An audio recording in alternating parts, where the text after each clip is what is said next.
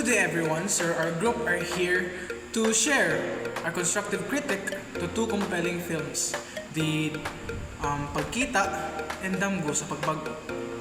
These films explore themes of reunion, hope, and change through heartfelt storytelling and visual symbolism.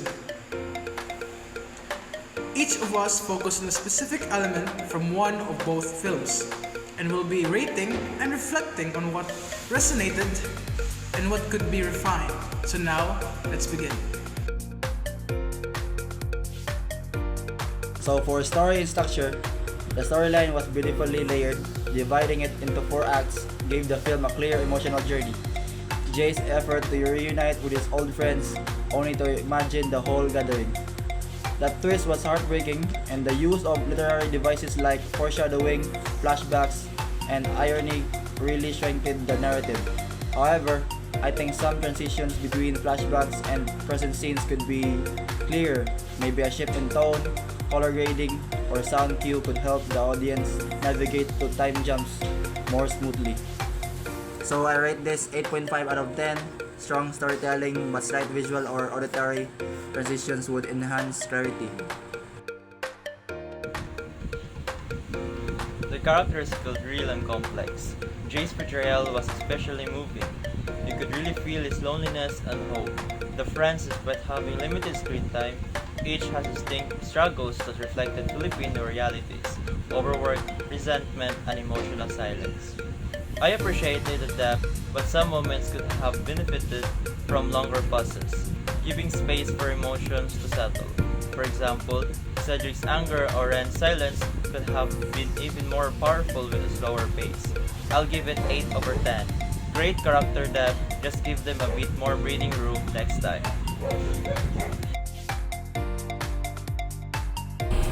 For visuals and symbolism, visually the film captured so much emotion.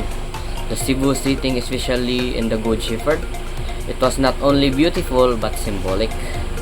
The flickering lights, the empty chairs, and the photo at the end all added deep emotional meaning. So, my notes to this is to make the illusion versus reality twist stronger. Maybe a visual cue like changing colors, tones, or camera focus could signal to the audience when we shift into Jay's imagination. That's all. So for ratings, I'll give 9.5 over 10. Symbolism was excellent. A few visual enhancements would boost storytelling clarity. And that's all. My takeaway for the sound and editing, here is it. The music was subtle and emotional, but it matched the tone very well. I like the soft guitar and the immense sounds, especially during other or certain particular scenes. The editing was mostly smooth, though I noticed some sound inconsistencies. In a few flashbacks, the dialogue volume dropped slightly, which makes it hard to hear. For future edits, normalizing audio levels would help. Also, trimming a few seconds from the longer scenes could tighten the pacing. Now, as for my rating, I rated 7.5 over 10. The mood was set well through sound, just a little bit polishing needed for balance and flow. For the message and impact, so the emotional message of that film was its strongest element. It reminds us how fleeting time is, and how regret can come from things left unsaid. The motive of Basin was simple but deeply effective. It is something we hear often, and in this film, it became a symbol of hesitation and emotional distance. The final montage with Jay's letter and voiceover was a beautiful way to close. It didn't just show grief, it showed the value of remembering. And for the rating, I would like to rate it 9 out of 10 when it comes to message and impact, because it was emotionally powerful. It encourages us to reconnect while we still can.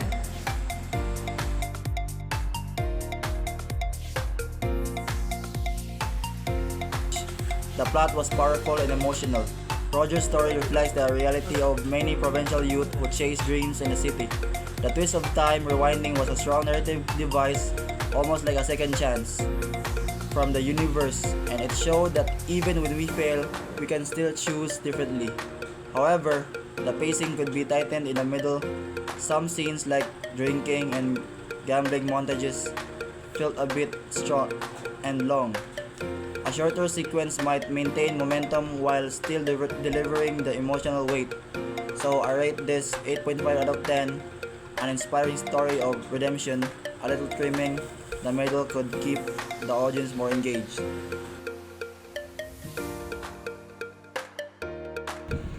Roger's character was compelling. His transformation from a diligent son to a law student and back to a hopeful graduate was well portrayed.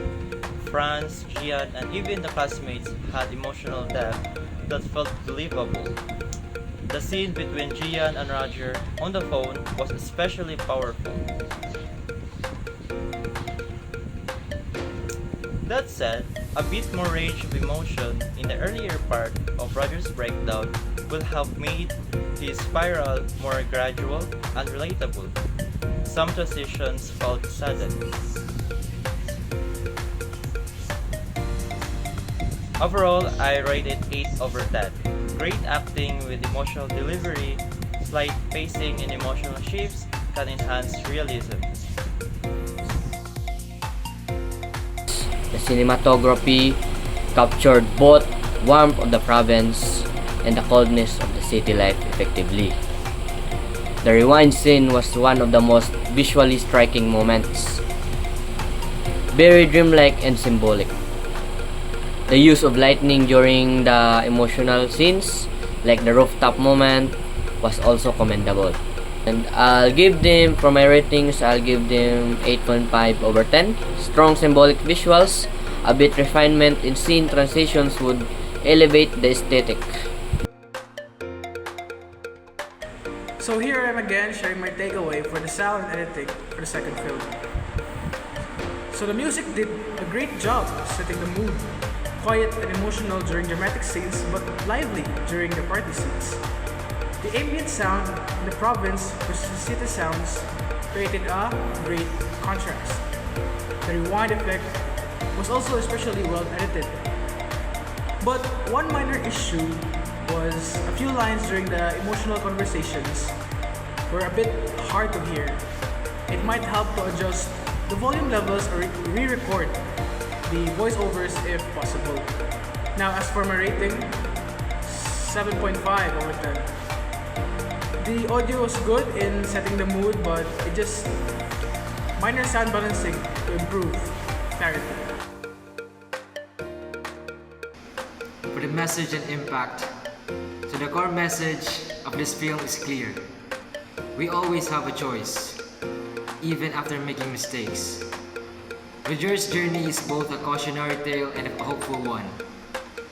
It teaches us about responsibility, peer pressure, and second chances.